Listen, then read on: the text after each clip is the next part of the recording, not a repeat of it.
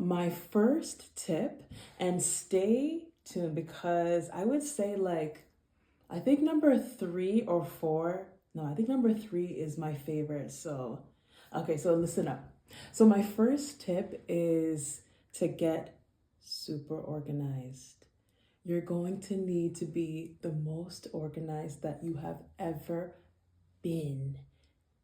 You're going to need to be organized. Okay, so by getting organized, I would say once you get your school schedule, look through your schedule. If you have a partner, look at their schedule as well, and just coordinate it. Let them be able to have like a clear understanding of your schedule, so that you guys can through the week you can easily communicate. You can easily bounce through ideas and planning for the kids and things like that, so that you guys are both on the same page. So once you get your semester schedule, I would say really sit down with your partner if you have a partner and go through both of your schedules so that you guys have a clear understanding of that, of what the week would look like.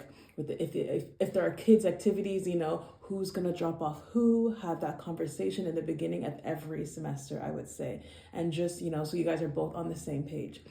So another thing that really helped me and my partner be on the same page, it's creating a Google Calendar. Yeah, that's what we did. Okay, yeah. So we had a Google Calendar, and one thing that we loved about Google Calendar was that you're able to add on different people in the family. So I'm able to have access to what his weekly schedule looks like, and he's able to have access to what my weekly schedule looks like.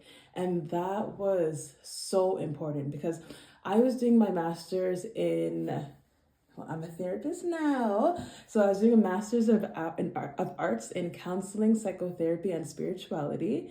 Yeah, it was a great program. It was a 2-year master's program. And in that program, I had internship. And internship meant like I was seeing clients and I was getting my practicum hours. So when working with people, sometimes people cancel, sometimes you have to reschedule. And like, so honestly, like, there was no one week that really like looked the same, mainly because like of clients. So the Google Calendar came in very handy because I would put in my client onto my calendar, and obviously confidentiality. I wouldn't write their name or anything. I would just write on the Google calendar client, and my husband can go in and check my schedule and see, oh, Tuesday at 5:30. Oh, she has a client at that time. Oh, and then maybe 2 days from that, that might change, and it may be Thursday now in the morning. So the Google calendar was very helpful by helping us stay on the same page and be able to communicate. And like communication is really hard, like sometimes during the week when, especially if you have kids and there's activities, there's dinner. Oh, I'm getting to dinner. There's just so much going on. So sometimes it's hard to communicate, and it's even hard to retain and remember, even if you do communicate. Like, let's be honest, right? So yeah, that really helped us be on the same page, so he could see my calendar, what that looked like, and vice versa. I can also see what his weekly calendar looked like, even though he works more of a 9 to 5, more predictable, but at the same time it's good. Sometimes things may come up. He may have an activity that he may want to go to. So yeah, that was very helpful. Another thing that was very helpful for me is, so having a weekly calendar and like schedule plan, staying on task with the Google calendar with my partner, but every day I would set clear goals for myself. Every day I would have, I wonder if I even have it here. I would have a whole bunch of to-dos. So I would have a to-do that I would write that, start my day off that way. And I would have like maybe like 5 or 6 to-dos for that day. And it just helped me stay on track because I don't know about you, like I don't have a good memory. And like ever since like becoming a mom and a wife too, and as students, like there's just so many deadlines to remember, so many activities, just so many dates, school performances, this and that. Like I can't remember all of it. So having a daily to-do list, I would write out like maybe like 6 bullet points per day Sometimes it was more, sometimes it was less, but it just helped me stay on track. And I feel like that could really help you, just having clear goals for the day. And there's just something about at the end of the day, just like ticking off.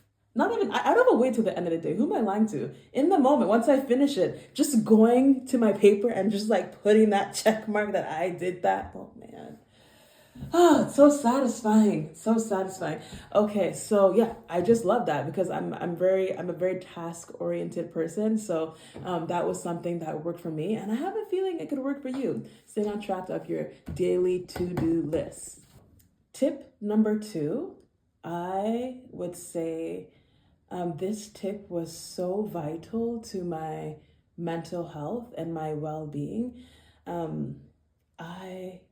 I just had to so I would wake up an hour before the fam wakes up. And in that hour, I would have my quiet coffee. There's nothing like having your quiet coffee.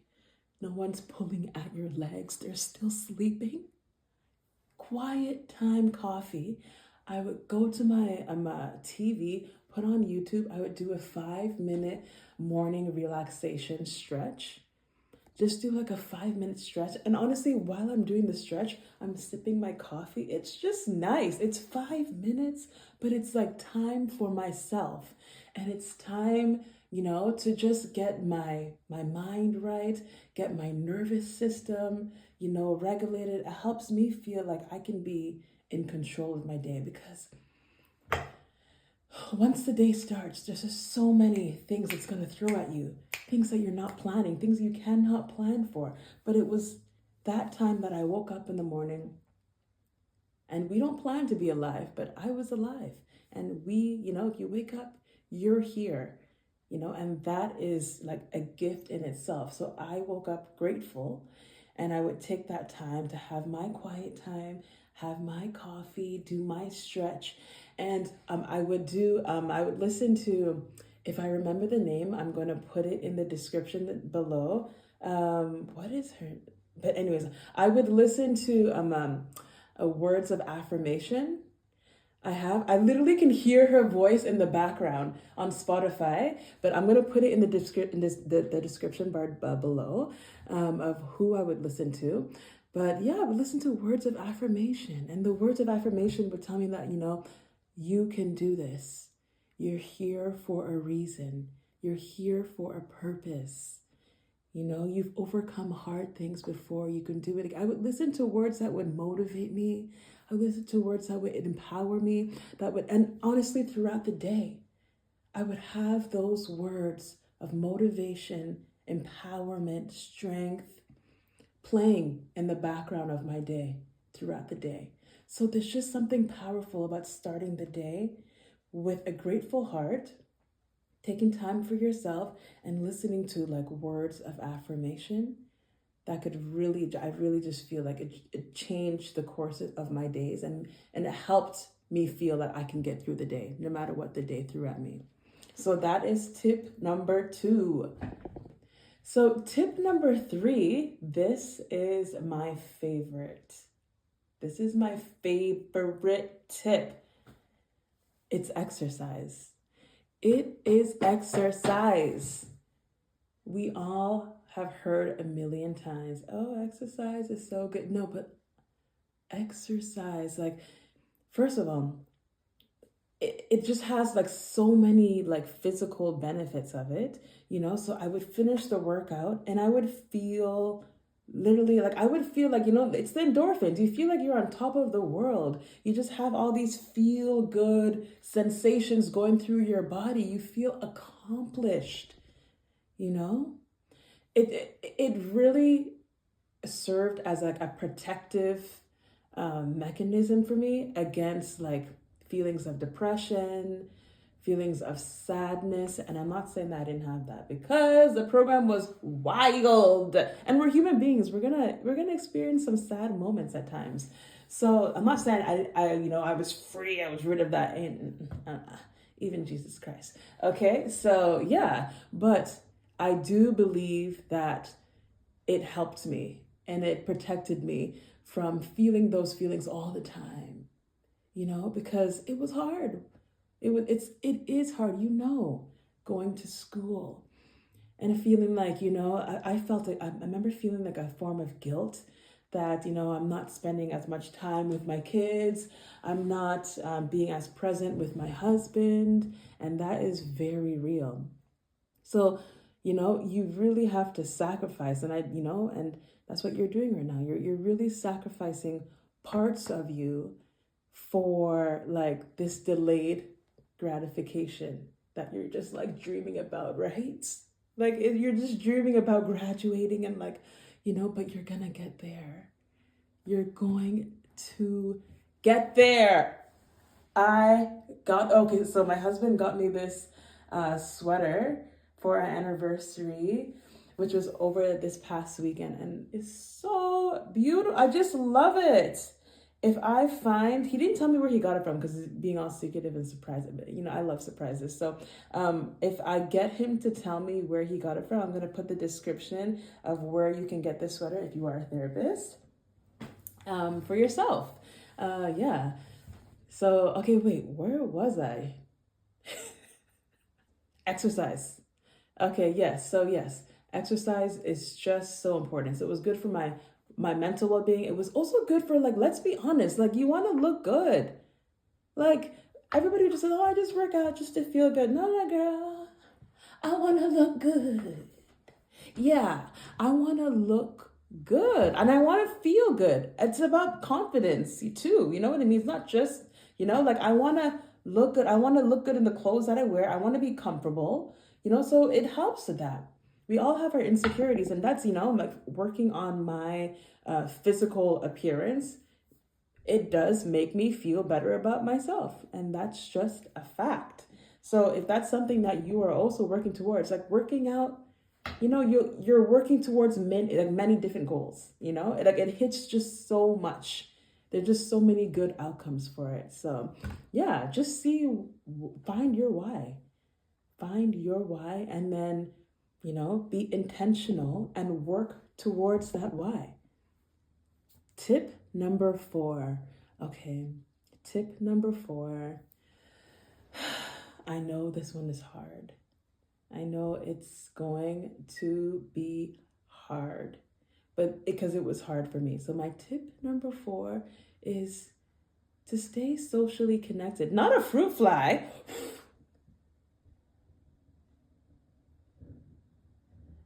It's the end of summer here, okay? Yeah, it's to stay socially connected. And I know that is hard. So one thing and I didn't do this. This is me giving you like advice, like, because I didn't do this. I was so involved in trying to survive and just like submitting the assignments, showing up for internship, showing up for classes, trying to show up for after school activities for the kids, being there for my husband, supporting, like, it was hard for me to stay connected to my social networks, to my friends. It was hard for me to stay connected to my friends. I ain't got no friends now. You are my friend. My friend. By force. But yeah.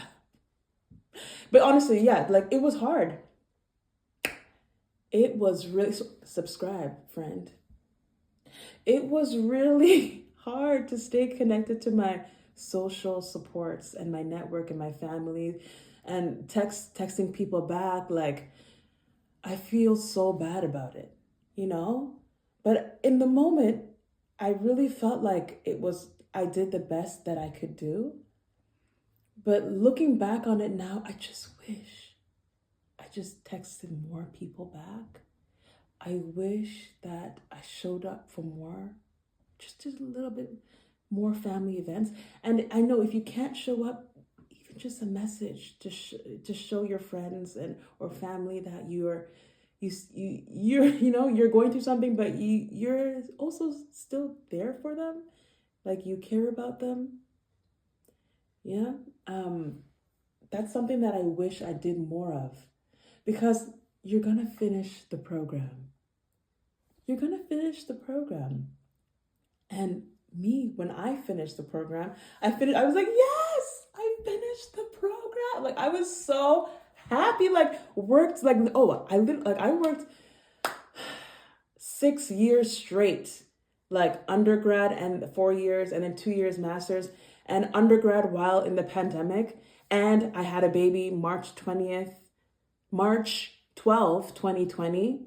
The next day, my husband would not have been allowed in the delivery room because we all know what happened. Honestly, like, why can't I say that word? Because I don't, like, nobody says that word, what happened in 2020 on YouTube. Like, what's going to happen if I say it?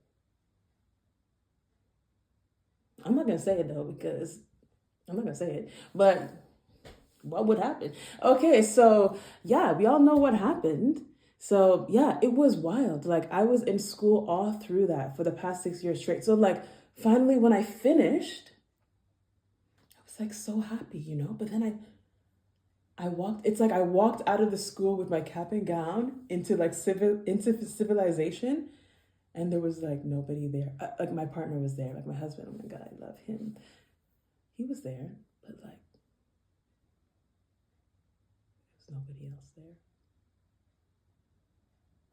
You hear that silence? Like, that's what it felt like. That's what it still kind of feels like. It's been, I think, maybe like 6 months since graduation, 5 months. So I'm just starting to put in more effort in recultivating those relationships. But you hear the silence, right? It can be lonely. And that's something that I wish I took the time to kind of see in the future for my future self. That's also taking care of my future self. Delayed gratification, I don't know. But that's something that I feel like I'm missing out on right now because I didn't maybe it's not high on the priority list, but it wasn't even on the list, other people. And I would suggest, my tip is to try your best to somehow let your social people, your social network, people around you, know that you still care for them. Because once you finish, the silence is loud if you didn't.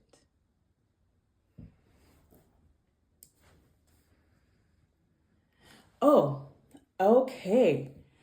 Another tip. Meal prepping. Oh my gosh. You must meal prep.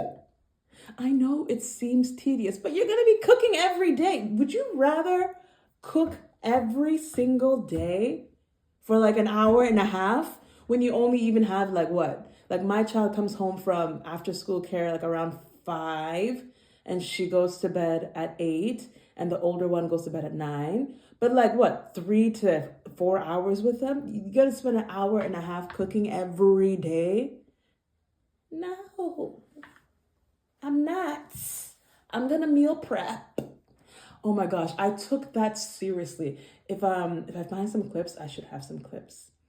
I'll add them in here, or you can follow me on Instagram because I'm pretty, I have a lot of meal prepping ideas and stuff on there. But meal prepping, it just is a time saver. The little time that you have to spend, with your loved ones at home, with your kids, your family, your partner, or even by yourself. You're going to want to take it. Like, you want to spend it on cooking every day. So I would cook once a week. And I would cook, like, usually on Sundays, I would batch cook. That's going to last me till Friday. And then on Saturday, I'm not cooking. We ordering food. Yeah. We ordering food. On Saturday, we're ordering food. That's a threat. And on Sunday, I cook again. So I love that schedule because I cooked once. It was a couple hours. And that Sunday, you might be in the kitchen for 3 hours. But which one's better, 3 hours or 1.5 hours every day? 1, 2, 3, 4, 5, 6, 7.5. Do the math. Do the math. Save your time. Okay, so that is my other tip, meal prep. meal prep. Some mushroom soup for the week and some pork chops. Last but not least,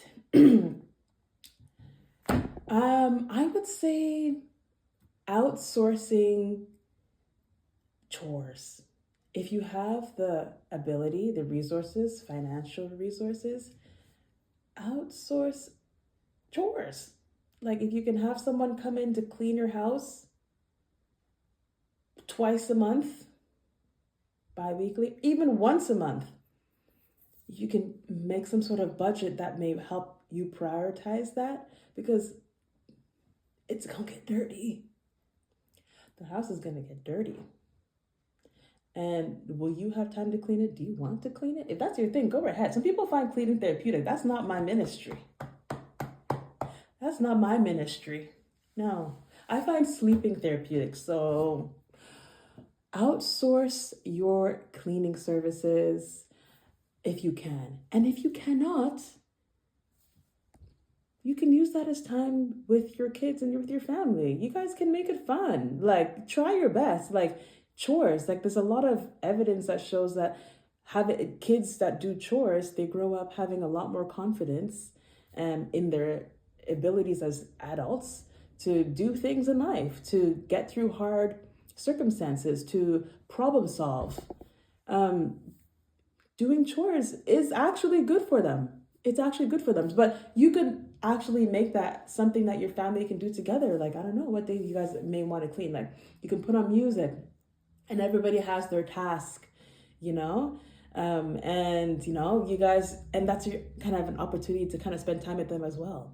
You can try to make it fun. You could dance. You can have like a treat afterwards that, okay, after we're done, we're going to have family game night. You know, you don't have to spend money if you don't want to. We're just going to play a game together. That's something that they're looking forward to after the cleaning. And, you know, you sweep, you put away this. So, you know, like, but then at the same time, you know, you're all doing something together. And that's memories that they're going to hold on to. Whether to them in the moment they feel like sweet memories or not, like,